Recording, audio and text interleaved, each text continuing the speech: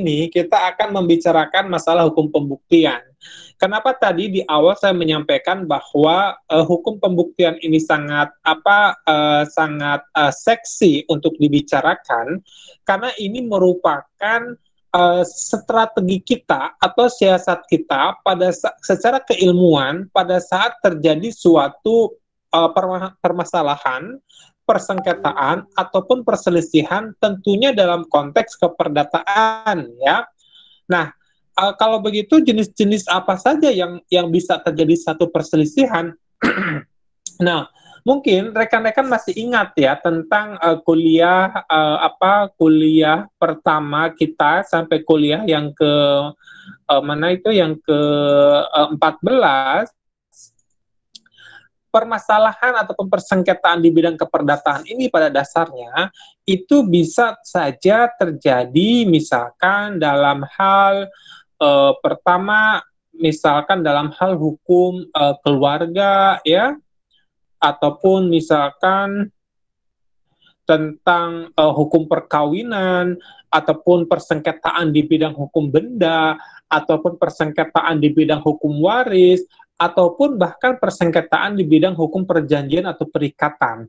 Nah, ketika terjadi persengketaan dalam konteks kategorisasi keperdataan seperti sengketa keluarga, sengketa benda, harta kekayaan, sengketa waris, sengketa perjanjian ataupun perikatan, maka untuk kita memahami bagaimana kita bisa misalkan memposisikan diri sebagai pihak yang bisa dimenangkan dalam tanda kutip dari persengketaan yang terjadi, baik yang kita alami secara pribadi misalkan, ataupun persengketaan yang terjadi karena yang dialami oleh keluarga kita, oleh family member kita, ataupun tetangga kita, ataupun mungkin ke depannya pada saat kita bekerja, ada persengketaan yang terjadi misalkan di perusahaan di mana kita bekerja, tapi ini konteksnya tetap di dalam konteks keperdataan ya, bukan di dalam konteks pidana. Maka tentunya kita sebagai mahasiswa hukum, dengan kita mempelajari hukum pembuktian, itu akan memberikan satu pengayaan hasanah keilmuan kita, supaya kita bisa mempelajari bagaimana kita bisa mempertahankan hak-hak yang selama ini dilanggar, misalkan, sehingga kita bisa memperjuangkan hak kita, ya, ataupun memperjuangkan klien kita, ataupun memperjuangkan hak keluarga kita, misalkan, ataupun memperjuangkan hak perusahaan di mana kita bekerja, ataupun hak kita sebagai entrepreneur ataupun pengusaha, misalkan. Itu kan tidak ada yang tahu ya nanti kedepannya kita akan menjadi apa gitu. Nah, dengan mempelajari hukum pembuktian itu rekan-rekan ya, sekali lagi saya sampaikan ini sangat penting dan sangat menarik sekali, karena nanti kita akan mengetahui bagaimana tips, trik, dan strategi agar persengketaan itu bisa memunculkan satu keadilan terhadap posisi kita tentunya ya. Nah, rekan-rekan sekalian, kalau begitu kita melihat dulu nih pengantar mata kuliahnya ya, tujuan instruksional dari khusus daripada kuliah ke-15 ini berkaitan dengan hukum pembuktian. Di sini diharapkan mahasiswa itu dapat mengetahui dan menjelaskan tentang pembuktian dan daluarsa, pembuktian pada umumnya, ini kategorisasinya ya, pembuktian pada umumnya, apa saja yang disebut dengan alat bukti, dan bagaimana suatu daluarsa ataupun lewat waktu bisa terjadi yang bisa menghapus seluruh proses persengketaan ataupun pembuktian gitu ya. Nah, dengan demikian untuk sub pokok bahasanya itu kita akan mengkaji bersama tentang pembuktian pada umumnya, alat bukti, dan daluarsa atau lewat waktunya. Nah, rekan-rekan, kalau misalkan rekan-rekan saat ini memegang KUH Perdata, Kitab Undang-Undang Hukum Perdata, apakah ada yang memegang Kitab Undang-Undang Hukum Perdata saat ini? Karena kalau hukum perdata itu kita tidak jauh dari yang namanya Kitab Undang-Undang Hukum Perdata ya. Siapa yang megang? Mas Faiz. Mas Azam, coba dibacakan ya sebagai pembuka pasal 1865. Ya, 1865 itu bagaimana bunyinya? 1865.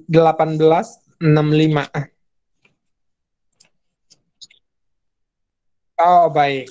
Jadi, untuk cara mengetahui misalkan pasal 1865 ya, uh, pertama dilihat itu kan ada nomor-nomor tuh yang di apa namanya yang di highlight itu, yang di bold itu kan ada 1685, 1687 misalkan. Itulah yang disebut dengan pasal ya di awal-awalnya. Nah, sekarang kita cari nih yang angka 1865 yang di bold itu yang dihitamin tebal. Angkanya itu 1865. Coba dicek. Itu yang di Pak. Ya. Sudah ketemu, Pak. Sudah ketemu? Ya. Ya, silakan ketemu siapa? Tiap orang yang mengaku mempunyai suatu hak atau menunjuk suatu peristiwa untuk meneguhkan haknya itu atau untuk membantah suatu hak orang lain, wajib membuktikan adanya hak itu atau kejadian yang dikemukakan itu. Oke, itu kan berdasarkan PowerPoint ya. Yang barusan dibaca sama Mas siapa? Mas Faiz ya. Nah, tapi saya pingin mengetahui ini bunyi daripada pasal 1865 sesuai dengan kitab Undang-Undang KUH Perdatanya itu. Baik, saya bacakan ya. Tadi yang bawa KUH Perdata siapa? Mas Azam. Udah ketemu belum 1865? Iya, baik ya. Baik, nggak apa-apa. Karena memang ini setidaknya kan mahasiswa hukum. Ini salah satu online itu adalah kita tidak bisa langsung menunjukkan ini loh yang dimaksud dengan 1865. Mas Azam, Mas Azam itu kitab Undang-Undang KUH Perdatanya itu penerbitnya siapa? Pradia Paramita bukan?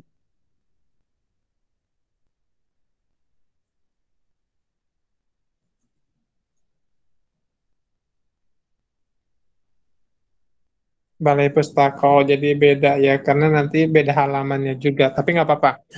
Pertanyaan saya, uh, dalam kitab Undang-Undang KUH Perdata, rekan-rekan, kalau terkait dengan pembuktian, itu masuk ke dalam buku keberapa? Pembuktian dan daluarsa?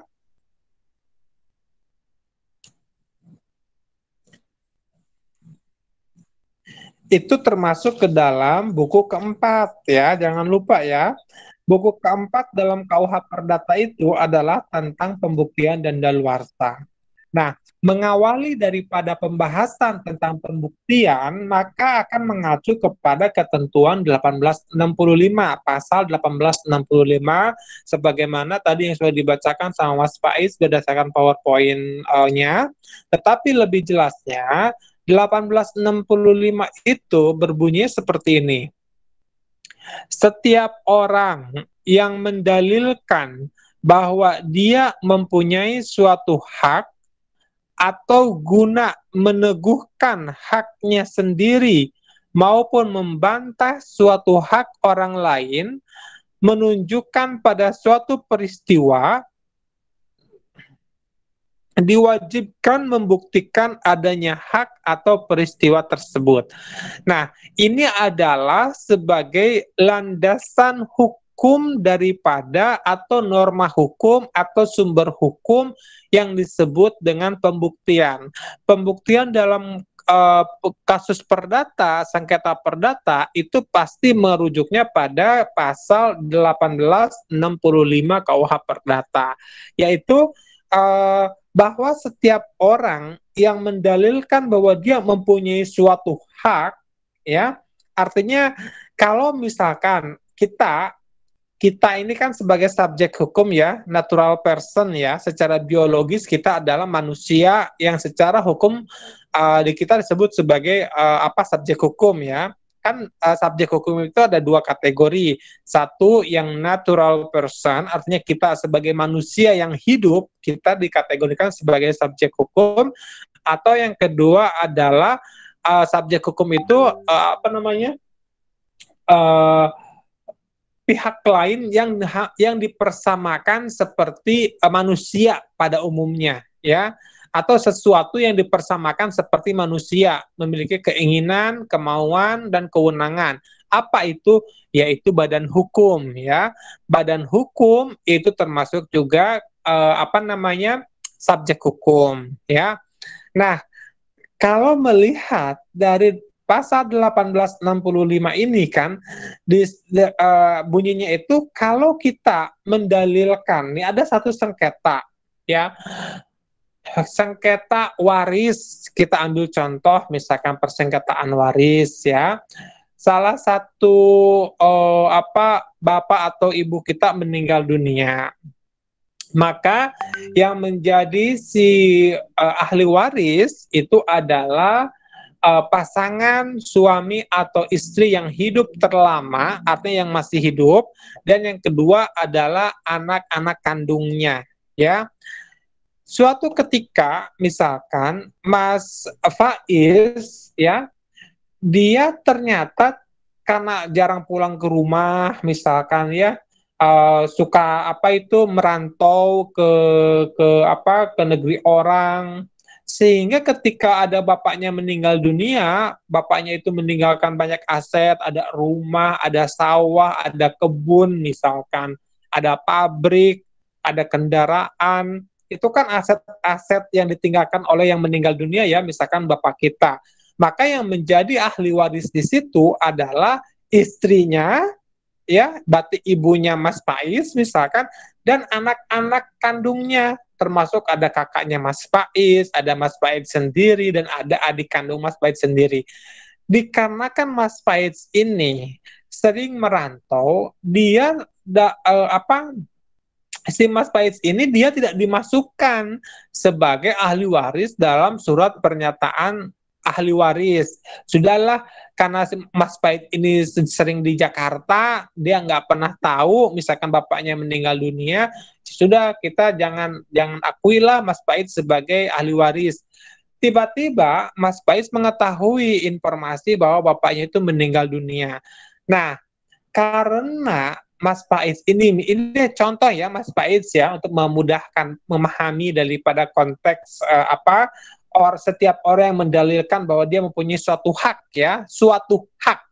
Nah, tiba-tiba pas pulang kampung, semua harta benda orang bapaknya Mas Faiz yang almarhum itu sudah dibagi-bagikan ke ibunya, ke adik-adiknya, ke kakak kandung Mas Faiz, tapi Mas Faiz sendiri tidak mendapatkan bagiannya.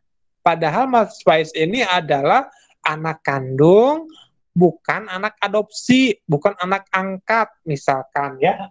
Nah, di sini Mas Faiz kalau dari konteks hukum waris diposisikan sebagai orang yang punya hak warisan, artinya punya hak bagian dari harta waris yang ditinggalkan sama bapaknya misalkan. Tapi ternyata Mas Faiz ini digelapkan, tidak dimasukkan di dalam surat pernyataan ahli waris. Sehingga ketika pembagian warisan, Mas Faiz pun itu tidak mendapatkan bagian misalkan, atau Mas Faiz punya bagian tapi bagiannya itu kok lebih kecil daripada adik Mas Faiz yang perempuan misalkan ya. Nah, ini kan akan terjadi konflik nih, sengketa keluarga ya.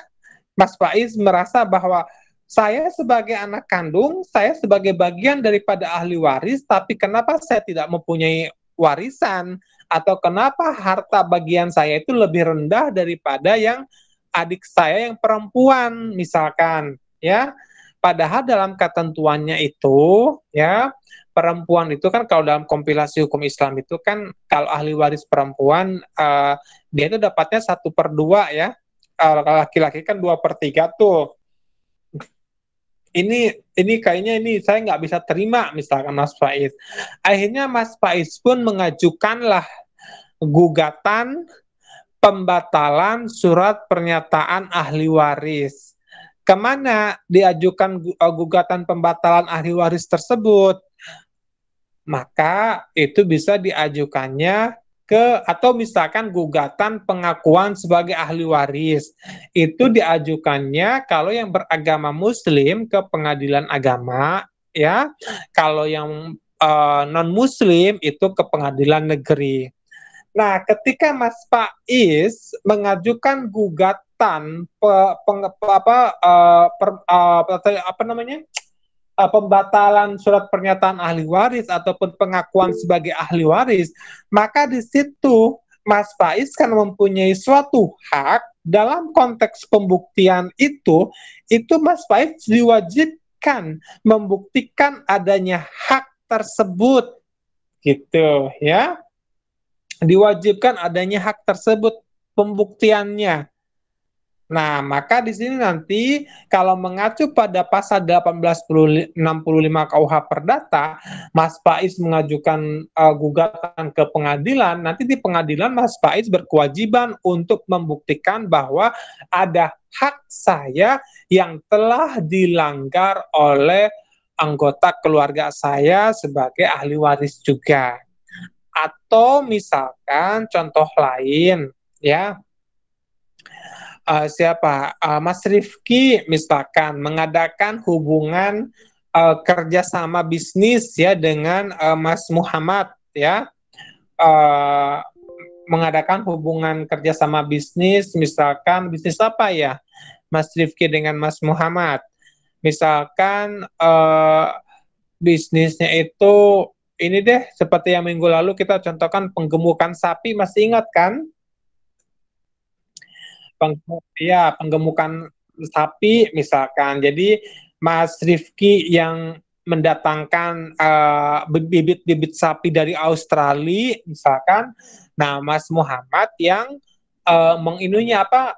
jadi peternaknya yang mengembangkan sapi tersebut gitu dalam perjanjiannya ya. Jadi Mas Rifki sebagai investor atau sebagai investor yang punya modal ya, punya uang misalkan, udah deh Mas Muhammad, ini saya ada uang 500 juta. Silakan Mas Muhammad belikan ke anak-anak sapi unggulan misalkan. Nanti bagi hasilnya sistem bagi hasil ya, 50-50 misalkan. Ternyata di tengah perjalanan Mas Muhammad ini melakukan one prestasi, melanggar perjanjian tersebut, perjanjian joint venture ya, itu patungan ya, ataupun kerjasama lah ya, di mana Mas Muhammad ini yang harusnya dengan modal Mas Rifki yang 500 juta itu dibelikan 100 ekor sapi, tetapi Mas Muhammad membelikannya itu menjadi misalkan 80 ekor. 80 ekor, jadi kan kurang 20 ekor tuh. Sedangkan dalam perjanjiannya kan harus 100 ekor.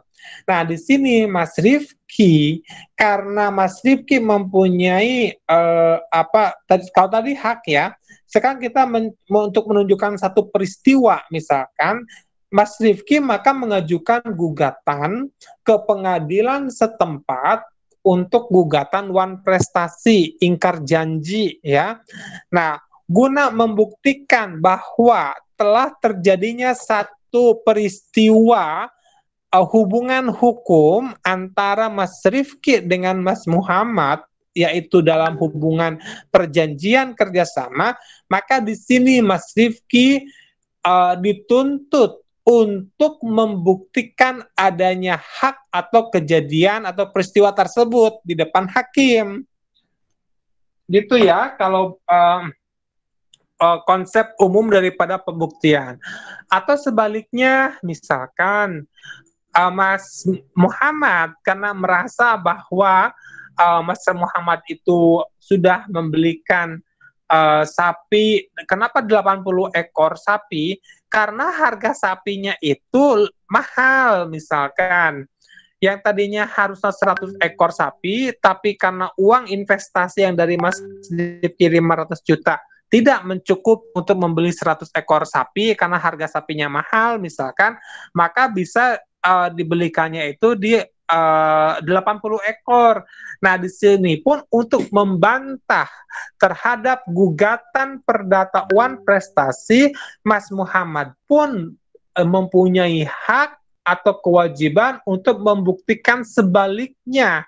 Apa yang digugat oleh Mas Rifki itu adalah gugatan yang tidak berdasar misalkan. Jadi sini nanti ada dua pembuktian, pembuktian dari Mas Rifki, pembuktian dari Mas Muhammad misalkan untuk mempertahankan haknya. Kalau Mas Rifki adalah untuk untuk adanya satu pengakuan hak gitu ya. Bisa dipahami ya?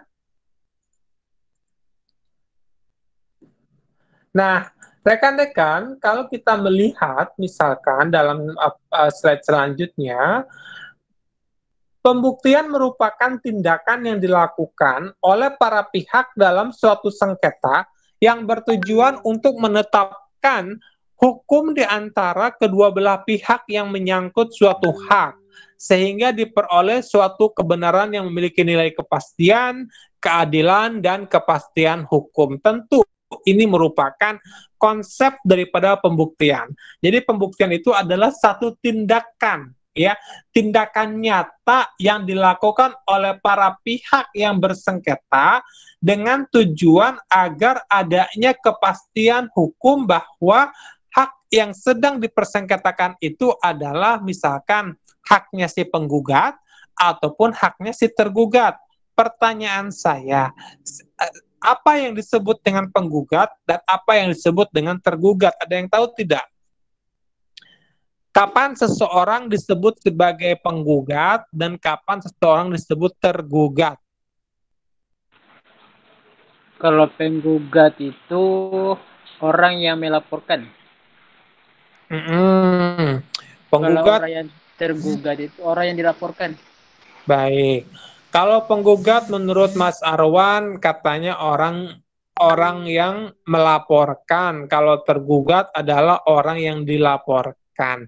Sepertinya mungkin Mas Arwan ini lebih kepada konteks pidana ya. Karena antara istilah lapor, melapor dan dilapor itu istilahnya itu di pidana ya. Ada terlapor, ada pelapor. Itu berarti beda ya Pak ya sama hukum perdata Pak ya? Beda sekali, sangat berbeda antara perdata dengan pidana. Karena kalau pembuktian pidana pun nanti akan mengalami satu perbedaan mekanisme dengan pembuktian di perdata. Kalau saya menyambungkan dengan Mas Arwan barusan ya, kalau istilah penggugat itu kan penggugat tergugat itu adalah istilah subjek hukum untuk di konteks perdata. Tapi kalau istilah pelapor, terlapor itu adalah dalam konteks pidana, ya. Nah, silakan ada yang lain yang mau mencoba untuk memberikan penjelasan penggugat dan tergugat itu apa? Siapa? Penggugat orang lembaga yang mengajukan gugatan ke pengadilan karena haknya dilanggar. Iya. Kalau tergugat? Kalau orang yang digugat. Simpelnya begitu. Kalau tergugat ya orang yang digugat. Kalau penggugat adalah orang yang menggugat gitu. Memang betul.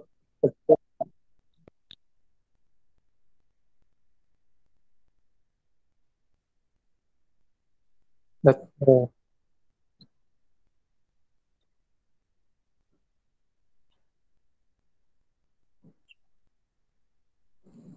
Kurang tepat. Betul. Kalau oke, saya bantu ya. Penggugat itu adalah seseorang ataupun sebuah pihak, suatu pihak yang dia merasa hak dia dilanggar, ya, oleh orang lain atau oleh pihak lain, ya. Dia punya hak, tapi hak dia itu dia merasa bahwa hak saya ini dilanggar nih sama orang lain, sama pihak lain, ya. Maka dia mengajukan gugatan ke pengadilan. Nah, istilahnya itu disebut penggugat. Penggugat itu adalah subjek hukum yang merasa haknya dilanggar oleh pihak lain. Ya, kalau yang dimaksud dengan tergugat itu adalah seseorang atau pihak lain yang diduga telah melanggar hak si penggugat, gitu ya. Jadi kalau dalam istilah perdata itu namanya hak, ya.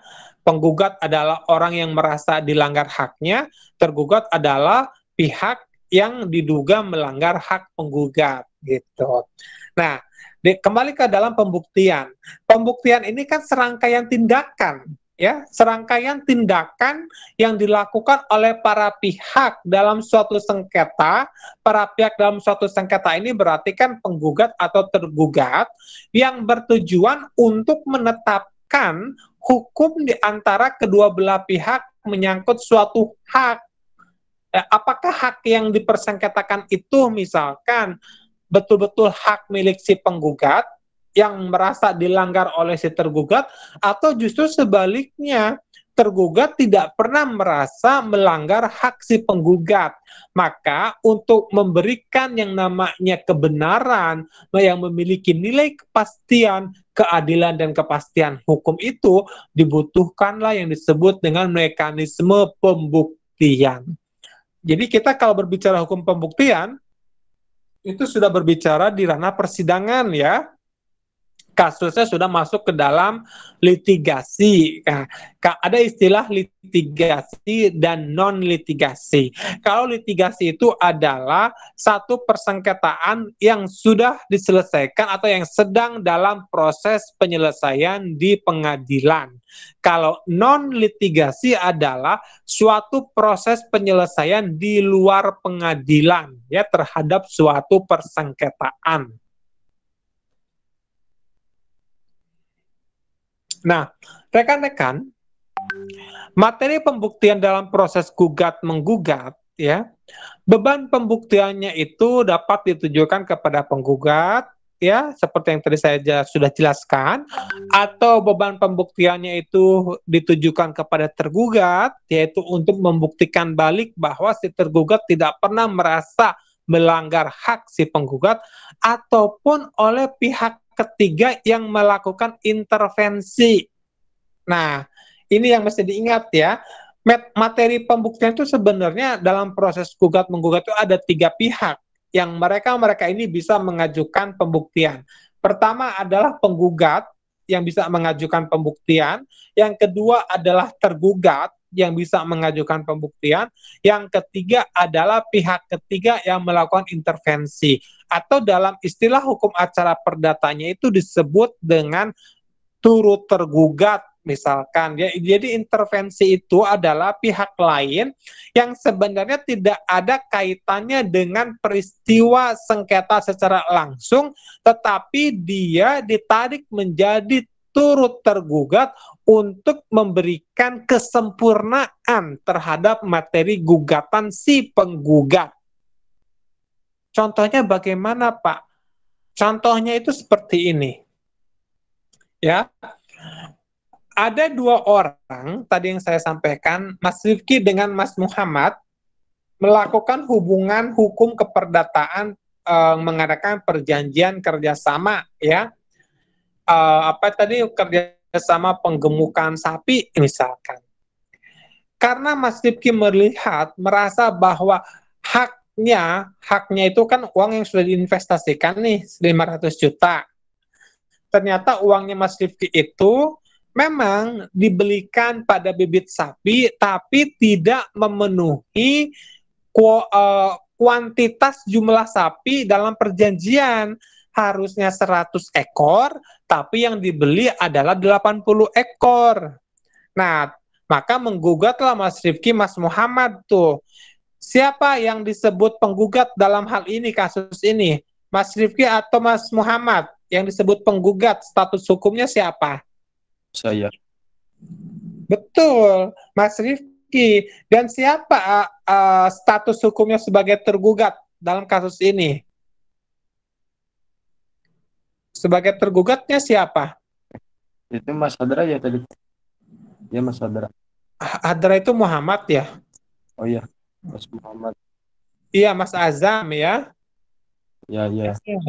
Mas Azam. Jadi yang menjadi status hukum di dalam gugat-menggugat dalam kasus ini ya, penggugatnya adalah Mas Rifki, yang tergugatnya adalah Mas Azam, gitu.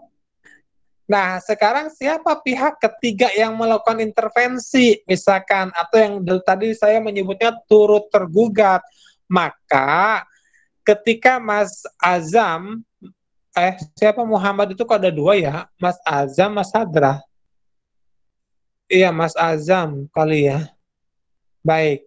Nah, ketika Mas Azam menyampaikan, misalkan dalam sidang mediasi, jadi kan di pengadilan itu ya, rekan-rekan, sebelum kita masuk ke dalam proses jawab jinawab, gugat menggugat, nanti hakim, majelis hakim, ya ada 3 majelis hakim. Ini memang harusnya sih kalau offline itu kan saya sangat senang sekali tuh kalau membawa teman-teman ke mana, ke pengadilan. Nanti saya akan kenalkan bahwa ini yang namanya ruang mediasi. Ini fungsinya apa untuk mediasi, ini ada ruang kaukus, misalnya terbuka untuk umum sebenarnya.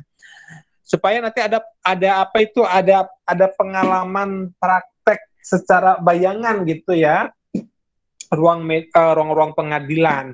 Walaupun misalkan teman-teman tidak ada yang berencana menjadi penegak hukum, tetapi kan suatu ketika kalau terjadi satu persengketaan ya pasti larinya ke pengadilan kan. Nah, jadi kembali lagi ke pembahasan, yang menjadi pihak ketiga yang intervensi ataupun yang disebut dengan turut tergugat, maka Mas Rifki untuk menyempurnakan gugatannya itu ya harus menggugat kembali siapa itu? Yang ini loh, siapa namanya? Yang peternak sapi di mana Mas Azam ini beli bibit sapinya. Kan ada kerjasama ya, tadi kata ceritanya ya, ada kerjasama penggemukan sapi. Otomatis kan Mas Azam ini harus mencari peternak sapi dong untuk dibesarin, misalkan dalam bisnis investasi Mas Rifki ini. Nah, supaya menguatkan posisi Mas Rifki sebagai penggugat bahwa ada hak dia yang dilanggar oleh Mas Azam karena tidak 100 ekor sapi yang dibeli tapi 80 ekor, dan Mas Azam menyampaikan dalam sidang mediasi, ini karena harga sapi mahal nih tahun ini misalkan, jadi nggak bisa harus 100 ekor sapi dari 500 juta, itu nggak bisa, bisanya 80. Maka di sini Mas Rifki untuk menyempurnakan surat gugatannya harus menarik si peternak sapi yang dimana Mas Azam membeli sapi gitu. Karena ini untuk mengetahui apakah betul harga yang disampaikan Mas Azam tadi katanya 500 juta tidak bisa memenuhi kuota 100 ekor sapi. Maka tarik tuh si peternak sapinya. Ya, kenapa mesti ditarik? Walaupun si peternak sapi ini kan tidak ada hubungannya dengan persengketaan langsung antara Mas Azam dengan Mas Rifki, tetapi peternak sapi ini yang dimana sapi-sapinya dibeli oleh Mas Azam mesti ditarik dalam persengketaan perdata untuk membuat jelas dan tegas terhadap peristiwa hukum yang terjadi sehingga menimbulkan satu persengketaan tadi gitu. Itulah yang disebut dengan pihak ketiga yang melakukan intervensi, ya. Nah, termasuk pihak ketiga ini adalah pihak yang bisa juga untuk membantah, melakukan pembuktian juga gitu.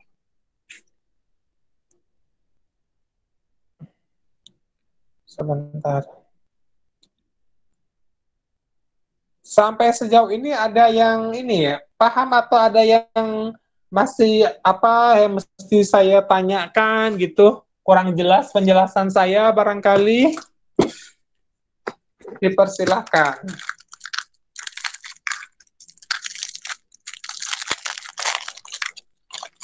Apa cukup jelas? Baik, kita lanjutkan kalau cukup jelas ya.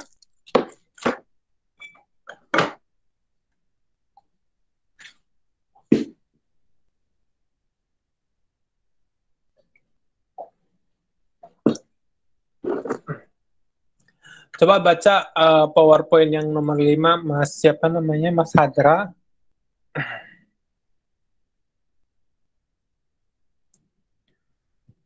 Mas Hadra hadir. Tidak hadir. Nah, Mas Hadra. Hadir ini Pak, apa sinyal beliau? Oh, Dan lagi kok ini kurang bagus. Mas Ilham baca coba yang PowerPoint nomor 5-nya.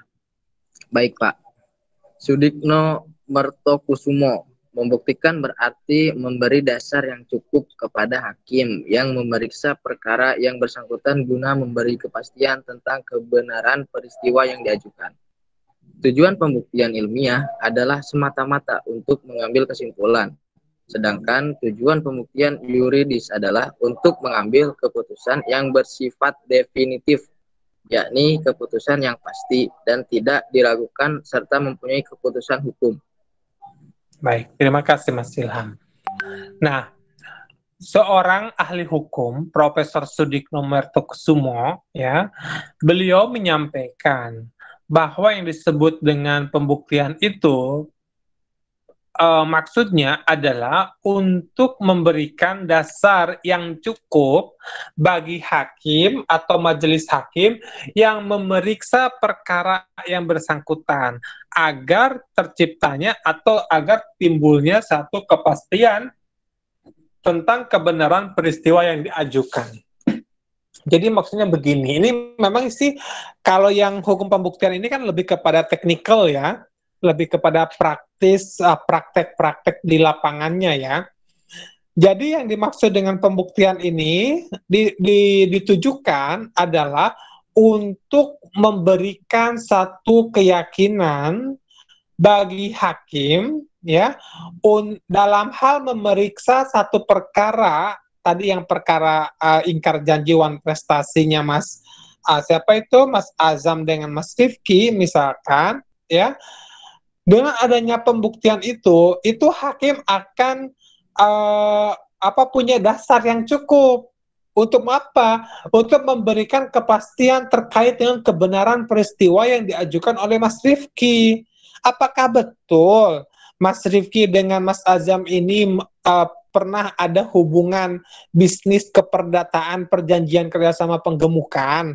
Kan tidak serta-merta Mas Rifki langsung ngomong ke hakim, yang mulia, pokoknya saya sudah ada hubungan bisnis. Tidak bisa seperti itu ya di depan pengadilan. Tetapi pengakuan itu sebenarnya tidak bisa secara langsung diakui seperti itu, tapi harus ada pembuktian agar apa yang kita sampaikan dalam gugatan kita, misalkan, itu ada dasar yang cukup bagi majelis hakim melihat bahwa, oh ternyata memang betul ada hubungan bisnis antara Mas Rifki dengan Mas Azam terkait dengan penggemukan sapi. Dari mana si majelis hakim ini bisa mengetahui atau bisa memahami bahwa ada peristiwa hukum tersebut? Di sini berarti Mas Rifki mengadakan pembuktian, menyampaikan ke hakim ada namanya akta perjanjian kerjasama penggemukan sapi misalkan ya. Ada perjanjiannya, ada suratnya tuh. Itu ditunjukkan oleh Mas Rifki ke hakim ya. Di situ hakim akan menemukan kebenaran peristiwa dulu tuh, bahwa betul penggugat atas nama Mas Rifki ada hubungan hukum keperdataan dengan tergugat yang bernama Mas Azam. Dari mana buktinya? Adanya surat perjanjian kerjasama penggemukan sapi, ya. Itu dulu tuh sebagai untuk mengetahui tentang legal standing atau kapasitas hukum, apakah betul Mas Rifki secara hukum bisa mengajukan gugatan kepada Mas Azam ataukah tidak, gitu. Kenapa ada kata tidak? Karena bisa jadi gugatan yang diajukan oleh Mas Rifki itu adalah gugatan yang mengada-ngada. Kenapa disebut mengada-ngada? Karena memang tidak pernah ada hubungan hukum antara Mas Rifki dengan Mas Azam. Misalkan kalau nggak ada perjanjiannya ya. Jadi memang ini sangat penting sekali rekan-rekan ya. Dalam keperdataan itu harus diingat terus sama rekan-rekan, apapun yang akan dilakukan itu harus hitam di atas putih. Harus tercatat, tertulis kalau mau misalkan mengadakan hubungan kerjasama. Itu harus tercatat ya, jangan secara lisan, jangan hanya kepercayaan. Karena ini kan kalau di kampung itu kebanyakan kepercayaan ya, misalkan contoh jual beli tanah pun yang penting ada uang, ada tanah fisiknya, ada kwitansi, selesai.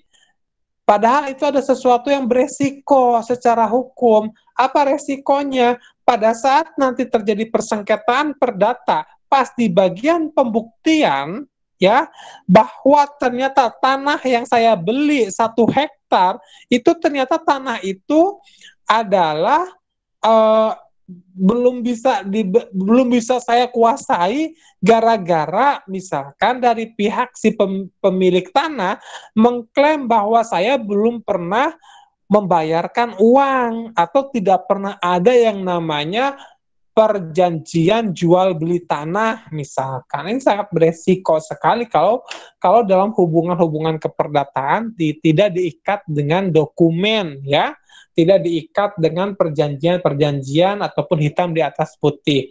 Termasuk dalam hal kita pinjam barang ya, atau kita pinjam uang, itu harus jangan hanya kepercayaan ataupun kasihan, tapi harus dibuat yang namanya misalkan perjanjian pinjam hutang, perjanjian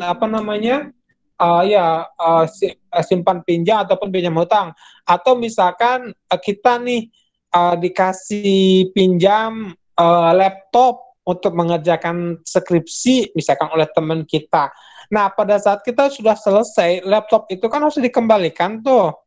Nah, pada saat mengembalikan laptop ke teman kita, itu tidak hanya sebatas, hey, ini laptop sudah selesai, saya kembalikan. Tidak hanya sebatas itu, tetapi kita sebagai peminjam laptop harus bikin yang namanya tanda terima, serah terima, bukti tanda serah terima laptop.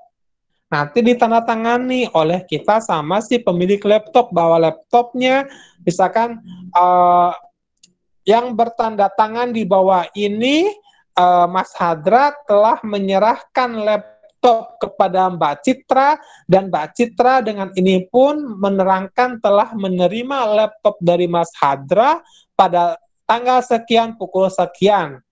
Gitu, baru situnya dengan demikian inilah sebagai salah satu sebagai bukti tanda terima barang atau serah terima laptop misalkan. Nanti ditandatangani oleh Mas Hadra sama Mbak Citra. Ini sangat penting karena nanti suatu ketika misalkan Mbak Citra mengklaim bahwa Mas Hadra kok laptop saya nggak pernah dikembalikan. Kenapa gitu? Padahal Mas Hadra itu pernah mengembalikan laptop, tapi kelemahannya pada saat menyerahkan barang pinjaman itu tidak ada bukti tanda terima. Itu yang bisa menjadi titik lemah kita pada saat pembuktian kalau sudah masuk ke ranah persidangan tentunya, ya. Kenapa dokumentasi hitam di atas putih sangat penting di dalam pembuktian? Karena ini nanti akan berkaitan dengan alat-alat bukti ya dalam perdata ya. Nanti ada PPT selanjutnya ini ya. Nah, jadi Profesor Sudikno menjelaskan bahwa pembuktian itu digunakan untuk memberikan pengetahuan dasar yang cukup kepada hakim yang memeriksa perkara tersebut bahwa benar telah terjadi suatu peristiwa gugatan. Atau kalau kita tidak bisa membuktikan terhadap gugatan kita, maka tentunya hakim tidak akan bisa menemukan satu keyakinan dalam diri hakim. Ini jangan-jangan gugatannya ilusioner, halusinasi, mengada-ngada.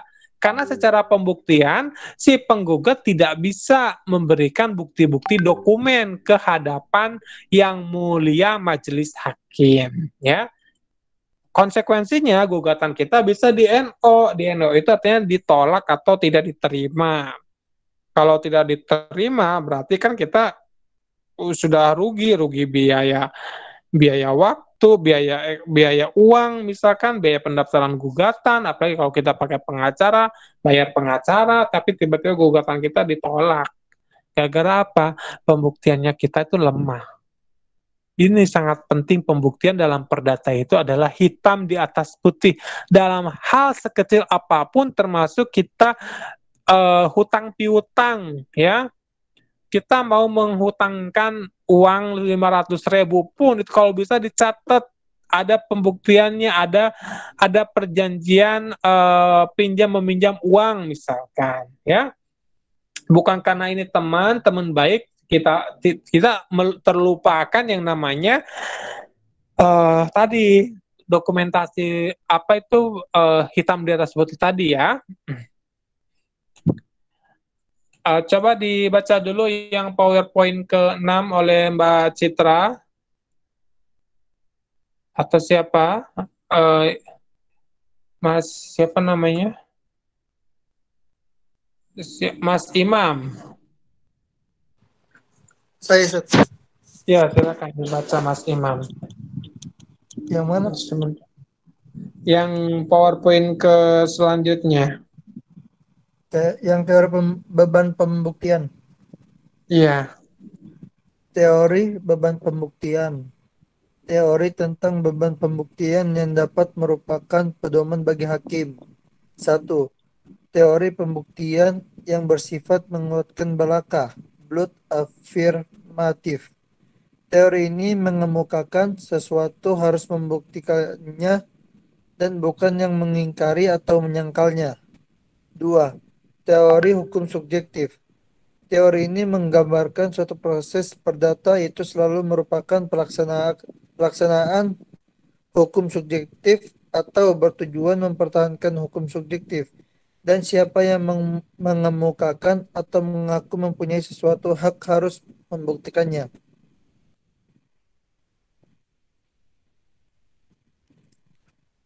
3.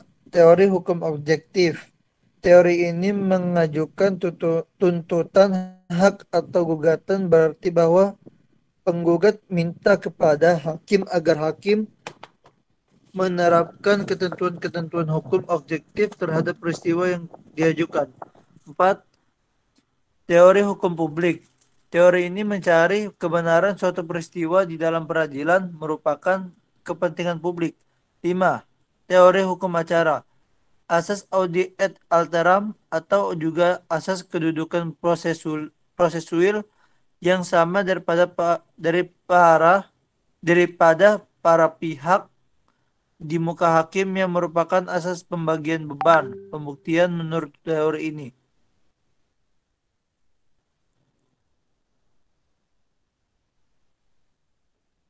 Ya, baik, terima kasih. Barusan itu apa namanya? Oh ya, ini sebelum ke PowerPoint ke-6. Tujuan pembuktian ilmiah adalah semata-mata untuk mengambil kesimpulan, sedangkan tujuan pembuktian yuridis adalah untuk mengambil keputusan yang bersifat definitif, yakni keputusan yang pasti dan tidak meragukan serta mempunyai keputusan hukum. Di sini teman-teman bahwa tujuan pembuktian itu ada dua kategori, ya. Ada tujuan pembuktian ilmiah, ada dua tujuan pembuktian yuridis. Kalau tujuan pembuktian ilmiah artinya itu adalah semata-mata untuk mengambil kesimpulan bagi majelis hakim terhadap suatu persengketaan yang diajukan oleh si pihak penggugat ya. Sedangkan yang dimaksud dengan apa namanya tadi? Laptop saya kenapa ya? Tujuan pembuktian yuridis itu adalah untuk mengambil keputusan yang bersifat definitif. Ya, ini keputusan yang pasti. Artinya ini keputusan itu keputusan ketok palu hakim ya, keputusan akhir. Kalau yang pembuktian ilmiah itu misalkan biasanya dicantumkan kalau dalam putusan itu ada yang disebut dengan pertimbangan-pertimbangan hukum ya, pertimbangan hukum misalnya menimbang bahwa itu dalam putusan pengadilan tuh ya. Itu diambil dari pembuktian ilmiah. Sedangkan kalau pembuktian yuridis itu adalah pada saat hakim memutus terhadap perkara tersebut di akhir putusannya. Misalkan bahwa sehubungan telah terjadinya ingkar janji yang dilakukan oleh saudara Azam selaku tergugat kepada saudara Rifki selaku penggugat, bahwa terbukti misalkan saudara Azam tidak melaksanakan kewajiban hukumnya sebagaimana yang dimaksud dalam perjanjian kerjasama penggemukan satu file bukti P1 misalkan. Jadi bukti P itu penggugat, kalau bukti T itu tergugat. Kalau yang disampaikan oleh Mas Rifki ada 10 dokumen, berarti nanti disebutnya itu ada bukti P1, P2, P3, bukti P4, P6, dan sampai 10. Tapi sebaliknya, kalau Mas Ajam menghadirkan bukti ada 5, berarti disebutnya bukti P1, bukti P2, bukti P3, 4, dan 5.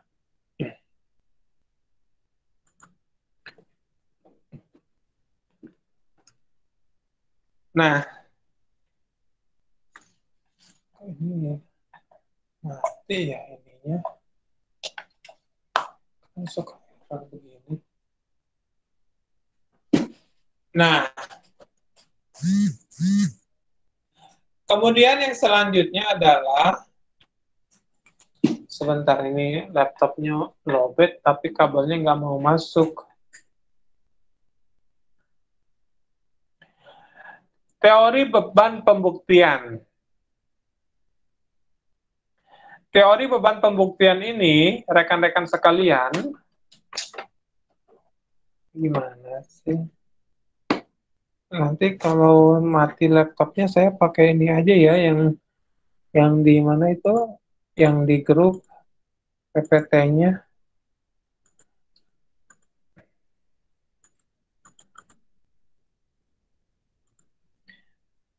Kok saya nggak bisa membaca PowerPoint-nya di grup, di Google Meet, di handphone?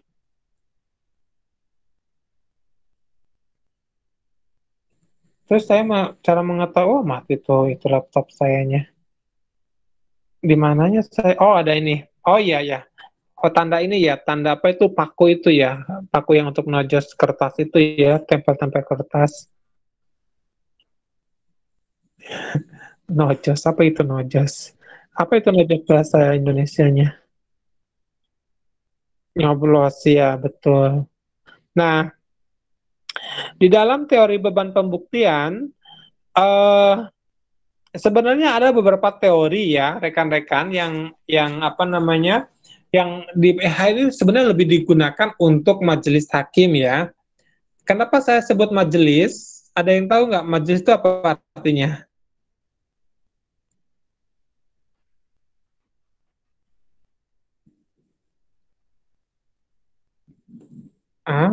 Majelis taklim itu.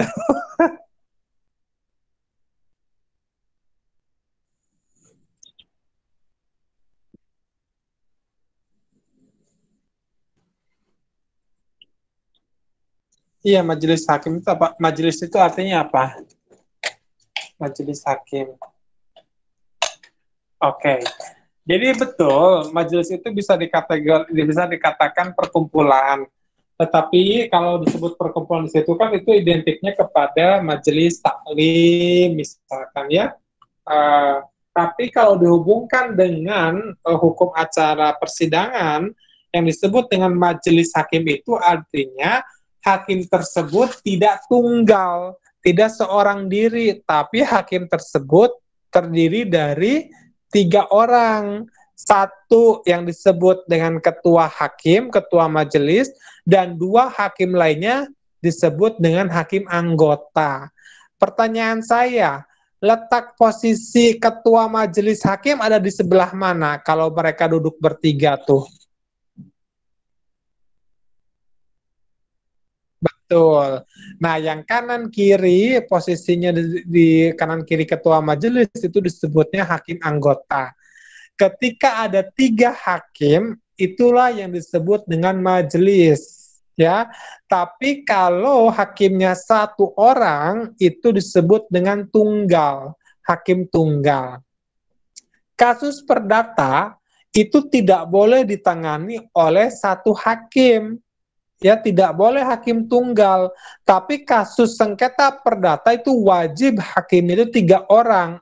Artinya majelis, kecuali kalau yang hakim tunggal itu adalah untuk perkara-perkara yang disebut dengan permohonan. Ya, permohonan dalam perdata itu contohnya misalkan permohonan pengangkatan anak. Itu kan tidak ada lawannya tuh. Maksudnya gini, bedanya permohonan dengan gugatan itu apa? Kalau gugatan, sengketa gugatan, artinya ada 2 pihak yang bersengketa. Ada yang disebut dengan penggugat, dan yang dilawannya adalah tergugat. Itulah yang disebut dengan sengketa gugatan. Tetapi kalau yang disebut dengan permohonan, permohonan itu tidak ada sengketa. Jadi, permohonan itu tidak ada yang namanya pihak lawan, tidak ada yang disebut dengan pihak tergugat. Tetapi disebutnya yang mengajukan permohonan itu disebut pemohon, ya. Ini lebih kepada permasalahan perdata sederhana. Tidak perlu ada yang namanya pihak tergugat kalau permohonan. Contohnya selain tadi pengangkatan anak, permohonan itu misalkan permohonan pergantian nama, ya. Contoh kalau Mas Faiz Ramadan nih, kan namanya Mas Faiz Ramadan. Mungkin orang tua kenapa disebut Ramadan, sepertinya Mas Faiz ini lahirnya di bulan Ramadan tuh ya.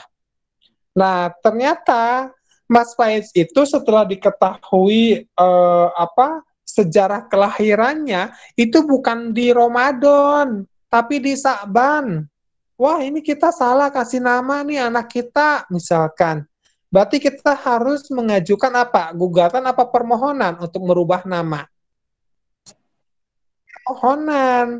Saya mau merubah anak saya menjadi Faiz Sa'ban.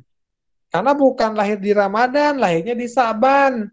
Maka itulah diajukannya permohonan penggantian nama ke pengadilan negeri tentunya. Di situ hakimnya tunggal apa majelis kalau permohonan?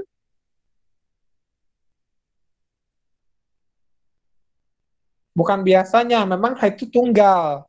Ya. Iya, tadi kan saya sampaikan kalau sengketa gugatan itu wajib yang namanya majelis 3 orang, karena itu ada pihak tergugat, ada penggugat. Tapi kalau permohonan itu hakimnya 1 ya, tunggal. Nah, kalau dalam pidana hakim tunggal itu perannya atau diposisikan pada saat seorang terdakwa ataupun seorang tersangka mengajukan pra-peradilan. Kalau pra-peradilan itu hakimnya tidak majelis tapi tunggal seorang. Tapi kalau perkara pidananya sudah masuk ke pokok perkara, ya artinya sudah ada terdakwa, terdakwanya sudah duduk di tengah-tengah meja majelis hakim, misalkan ya di ruang sidang, maka di situ wajib hakimnya itu tunggal 3 orang, harus majelis. Kecuali kalau pra-peradilan itu hakimnya tunggal seorang diri. Apa yang dimaksud dengan kasus-kasus apa yang disebut dengan pra-peradilan? Misalkan untuk mengetahui sah dan tidak sahnya penetapan tersangka, ya, atau untuk menguji sah dan tidak sahnya dihentikannya proses penyidikan, itu pra-peradilan, ya.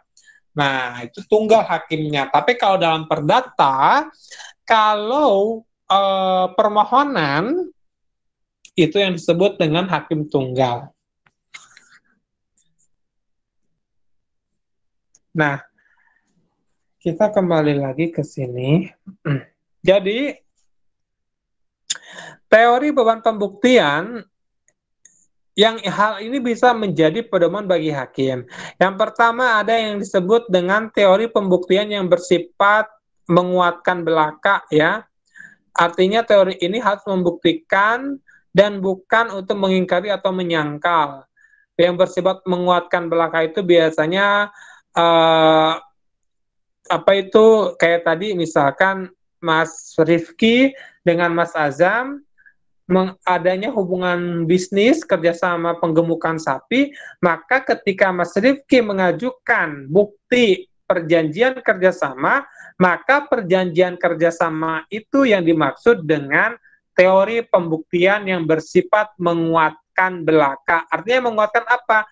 Menguatkan telah terjadinya satu peristiwa hubungan hukum kerjasama.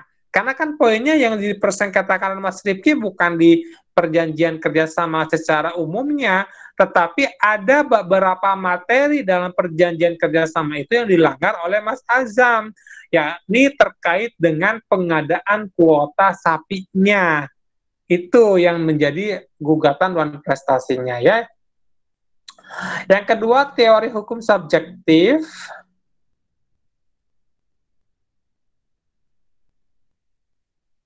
Kalau teori hukum subjektif itu lebih kepada tadi, ya, pasal 1865, barang siapa yang mempunyai hak maka dia berkewajiban untuk membuktikan adanya hak tersebut. Ya, berarti ini subjektivitas nih.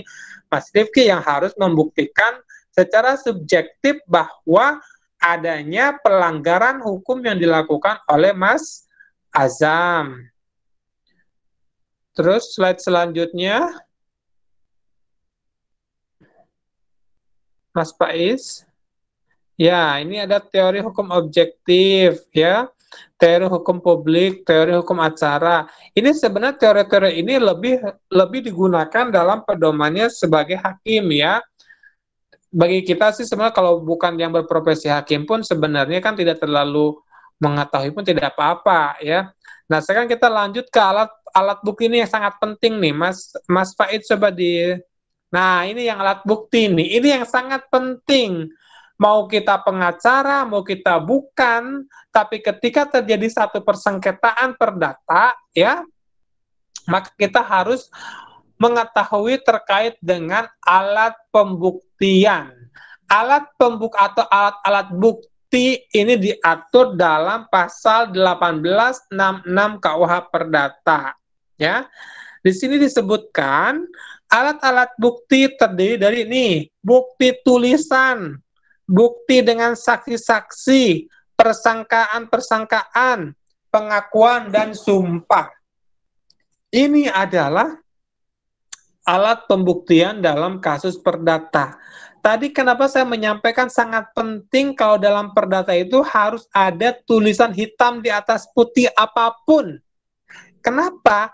Karena kedudukan alat bukti berupa bukti tulisan itu adalah nomor 1 dalam kasus perdata, ya, bukan saksi.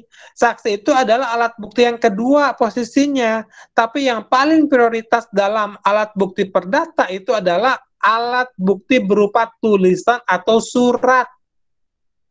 Walaupun kita nggak ada saksi, tapi bukti tulisan kita lengkap, maka sudah dipastikan sengketa perdata yang terjadi kita akan menang.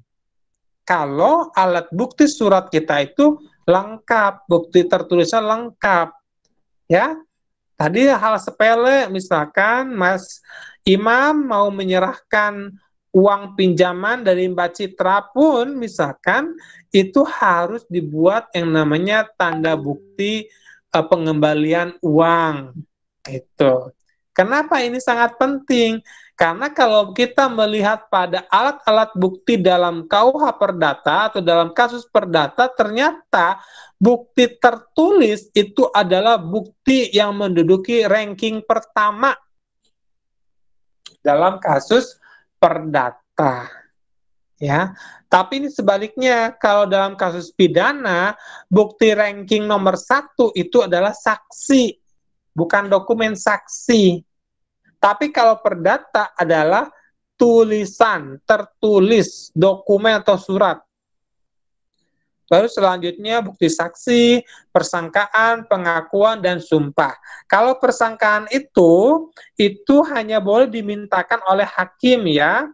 Nah, pengakuan pun sama. Kalau pengakuan itu misalkan, pihak yang bersengketa mengakui bahwa apa yang digugat itu adalah betul, maka jelas-jelas pengakuan dari tergugat itu yang dia mengakui misalkan bahwa saya betul, Mas Azam tadi betul membeli sapi 80 ekor, maka majelis hakim tanpa perlu memeriksa alat bukti berupa surat apapun, ketika ada pengakuan dari pihak tergugat, itu sudah cukup bagi hakim untuk memberikan dasar pada saat memberikan pertimbangan hukum dan putusannya. Yang terakhir adalah sumpah. Sumpah ini adalah ketika para pihak menyatakan di depan hakim untuk bersumpah. Lah, sekarang bagaimana dengan sumpah pocong? Pernah dengar sumpah pocong? Nah, apakah yang dimaksud dengan sumpah sebagai alat bukti perdata ini, sumpah pocong masuk kategori? Bukan. Sumpah pocong itu tidak dikenal dalam alat pembuktian kasus perdata. Tapi sumpah pocong itu katanya, ya saya pun tidak mengetahui ya, sumpah pocong itu katanya hanya dilakukan untuk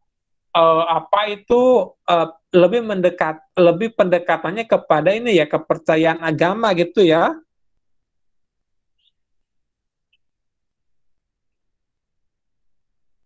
Oh, nenek moyang ya. Lebih kepada aliran kepercayaan mungkin gitu ya. Karena nggak mungkin misalkan nanti ke hakim tiba-tiba siapa tadi, Mas Imam, Pak Hakim, udah deh, saya mau minta itu sumpah pocong sajalah sama si tergugat. Kemudian tergugatnya disuruh tidur di tengah hakim pakai kain kafan. Ya pasti diusir sama hakim, dimarah-marahin sama hakim. Karena bukan seperti itu yang dimaksud dengan sumpah pocong konteks dalam hukum perdata ya. Sumpah dalam konteks hukum perdata di sini yang betul secara hukum adalah para pihak yang bersengketa itu menyatakan sumpah di hadapan hakim. Misalkan, demi Allah, saya tidak pernah mengambil uang 1 rupiah pun, misalkan kata si terdakwa. Kemudian kata si tergugat. Kemudian si penggugat pun bersumpah, demi Allah bahwa saya telah membayar hutang saya kepada tergugat. Nah, sebenarnya sumpah ini, ya kenapa sumpah ini diletakkan di alat bukti yang terakhir? Karena posisinya sangat lemah sumpah itu dan jarang digunakan dalam kasus pembuktian perdata, ya. Tapi yang paling sering digunakan dalam kasus-kasus perdata, alat bukti itu adalah tertulis dan saksi.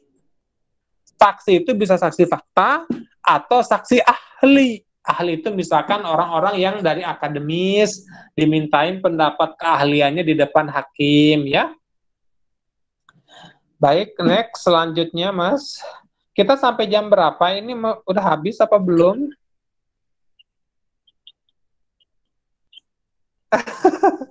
Baiklah kalau begitu. Bukti tertulis ini sebenarnya penjelasan saja ya, ada dari bukti tertulis. Ini baru berapa PowerPoint ini? 9 ya. Bukti tertulis nanti bisa dibaca lah, ini penjelasannya bukti tertulis. Jadi, sedikit menjelaskan nih ya, nah, ini stop di sini.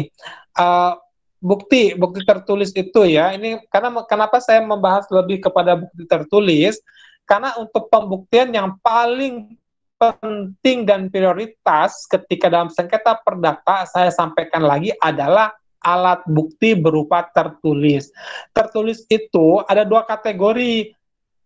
Ada bukti surat, tertulis surat dalam bentuk akta resmi atau akta autentik, dan yang kedua ada yang disebut dengan surat di bawah tangan. Perbedaannya, kalau akta resmi atau akta autentik itu adalah suatu akta yang dibuat oleh dan dihadapan oleh seorang pejabat umum yang menurut undang-undang ditugaskan untuk membuat surat-surat tersebut. Contohnya, misalkan notaris, ya. Kalau kita bikin perjanjian kerjasama, baru kita aktakan di notaris, maka perjanjian tersebut itu secara hukum pembuktian sudah sangat-sangat kuat, karena itu menjadi akta autentik atau akta resmi. Kenapa disebut akta resmi atau autentik? Karena dibuat oleh notaris, ataupun misalkan hakim mengeluarkan penetapan dan lain sebagainya, ya. Ataupun kutipan kelahiran kita dikeluarkan oleh Dukcapil. Nah, itu pun menjadi akta resmi ya. Berbeda dengan akta di bawah tangan. Kalau akta di bawah tangan itu artinya setiap surat atau dokumen atau akta yang tidak dibuat oleh pejabat umum, misalkan perjanjian jual beli, sewa menyewa, itu kan bisa dibuat oleh para pihak yang melakukan hubungan kerjasama ya, mau pihak satu, pihak kedua, misalnya tanda tangan di atas materai, itu disebut dengan akta di bawah tangan. Status hukum kalau akta di bawah tangan itu dia lebih rendah daripada akta resmi. Akta resmi itu lebih kuat posisi pembuktiannya daripada akta di bawah tangan. Tetapi akta di bawah tangan pun dia akan berposisi menjadi autentik pada saat orang-orang atau para pihak yang mengadakan hubungan kerjasama itu mengakui bahwa itu adalah betul tanda tangan saya dalam perjanjian tersebut atau dalam surat pernyataan tersebut ada tanda tangan saya. Ketika ada pengakuan itu di depan hakim, maka hakim tidak boleh menolak terhadap keberadaan dokumen tersebut walaupun itu dokumen di bawah tangan. Karena diakui tanda tangannya oleh yang membuat dokumen tersebut, misalkan gitu. Tapi kalau yang memberikan tanda tangan itu tidak mau mengakui bahwa itu surat bikinan saya tidak mau mengakui, artinya ada penyangkalan, maka hakim wajib meragukan terhadap surat tersebut. Ya. Nah, barangkali itu saja. Sebelum kita akhiri, sisanya rekan-rekan bisa baca ya. Tentang saksi ya, penjelasan-penjelasannya. Nah, satu lagi terkait dengan daluarsa.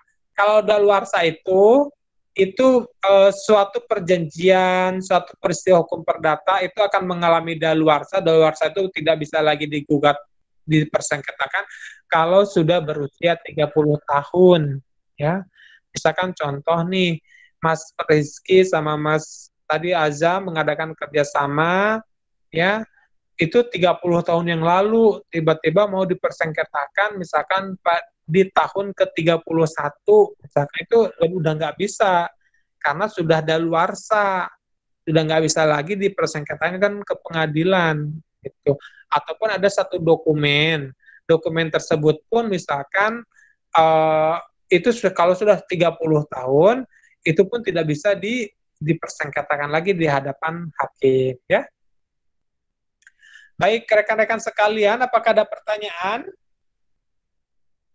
Jika tidak ada, barangkali kita akhiri saja dulu ya untuk malam hari ini. Nah, poinnya untuk nanti UAS ya, UAS itu sebenarnya saya tidak akan memberikan yang susah-susah ya. Yang terpenting adalah rekan-rekan mampu menganalisa gitu saja, menganalisa, mengkritisi ya, itu saya sudah cukup. Dan yang kedua, UAS ini kan sebenarnya bukan hanya penentuan besar dan tidak besarnya nilai ya, tapi misalkan keaktifan, kehadiran, UTS juga kan sudah ya, Nah, itu pun menentukan juga gitu. Tapi insya Allah lah ya, kalau saya melihat dari rekan-rekan yang sering hadir, ya setidaknya B atau A lah dapat lah kalau untuk mata kuliah saya ya. Tapi kalau hadirnya belang betong itu apa istilahnya? Jarang-jarang hadir, misalkan, ya mohon maaf ya, seperti itu. Nah, berarti Rabu depan itu udah nggak ada kuliah ya? Iya, Pak. Minggu tenang ya. Ya, minggu tenang jangan ikut-ikutan tenang ya, tapi baca-baca ya maksud saya ya. Oh, baik. Ini kayaknya semuanya libur nih, Pak. Libur Libur. baca, libur semuanya. Jadi karena gara-gara tenang jadi tenang pikiran, tenang tidak mau membaca gitu ya, tenang fisik dan lain sebagainya. Tapi mudah-mudahan sih yang namanya istilah tenang itu kan untuk mempersiapkan diri menghadapi UAS kan gitu ya, membaca-baca dan sebagainya. Tapi insya Allah kalau dari saya sih sebenarnya yang penting rekan-rekan pada saat nanti mampu menganalisa, saya kan hanya ingin mengetahui sampai sejauh mana daya kritis dan analisa teman-teman ketika melihat satu putusan pengadilan. Itu saja sih. Yang penting adalah kehadiran bagi saya, kehadiran teman-teman gitu ya. Baik, kalau memang tidak ada pertanyaan, saya akhiri saja untuk mata kuliah Hukum Perdata malam hari ini. Terima kasih atas atensi dan partisipasi dari rekan-rekan sekalian. Mohon untuk ketua kelas, siapa? Ilham ya, Mas Ilham? Ya, Pak. Ya, nanti tolong dijapri ya, yang tidak hadir siapa malam ini. Siap, Pak. Siap. Sama tulis tanggalnya ya, tanggal sekarang ya, biar nanti saya tidak lupa. Siap, Pak. Baik, terima kasih, itu saja rekan-rekan sekalian. Mohon maaf kalau agak sedikit malam. Selamat beristirahat ya. Jangan jangan lembur, jangan nongkrong, jangan apa-apa, jangan hangout dan sebagainya begitu. Siap, Pak. Baik, itu saja dulu ya. Saya akhiri saja dengan ucapan Assalamualaikum warahmatullahi wabarakatuh. Waalaikumsalam.